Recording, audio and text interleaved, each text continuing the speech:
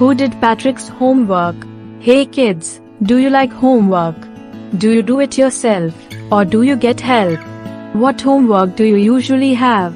If you don't like homework, let's read about a boy whose name is Patrick and he also didn't like homework. Patrick never did homework. Too boring, he said. He played hockey and basketball and Nintendo instead. His teachers told him, Patrick, do your homework or you won't learn a thing. And it's true. Sometimes he did feel like an ignoramus. But what could he do? He hated homework. Then one day he found his cat playing with a little doll and he grabbed it away. To his surprise, it wasn't a doll at all, but a man of the tiniest size. He had a little wool shirt with old-fashioned breeches and a high tall hat much like a witch's. He yelled, "Save me! Don't give me back to that cat! I will grant you a wish! I promise you that!" Patrick couldn't believe how lucky he was. Here was the answer to all of his problems. So he said, only if you do all my homework till the end of the semester, that's 35 days. If you do a good enough job, I could even get A's. The little man's face wrinkled like a dishcloth thrown in the hamper.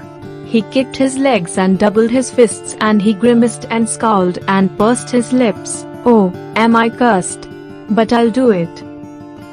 And true to his word, that little elf began to do Patrick's homework. Except there was one glitch. The elf didn't always know what to do and he needed help. Help me! Help me! He'd say. And Patrick would have to help, in whatever way. I don't know this word, the elf squeaked while reading Patrick's homework. Get me a dictionary. No, what's even better, look up the word and sound it out by each letter. When it came to maths, Patrick was out of luck. What are times tables? The elf shrieked. We elves never need that. And addition and subtraction and division and fractions. Here, sit down beside me, you simply must guide me. Elves know nothing of human history, to them it's a mystery. So the little elf, already a shouter, just got louder. Go to the library, I need books. More and more books. And you can help me read them too. As a matter of fact, every day in every way that little elf was a nag. Patrick was working harder than ever and was it a drag. He was staying up nights. Had never felt so weary, was going to school with his eyes puffed and bleary. Finally, the last day of school arrived and the elf was free to go.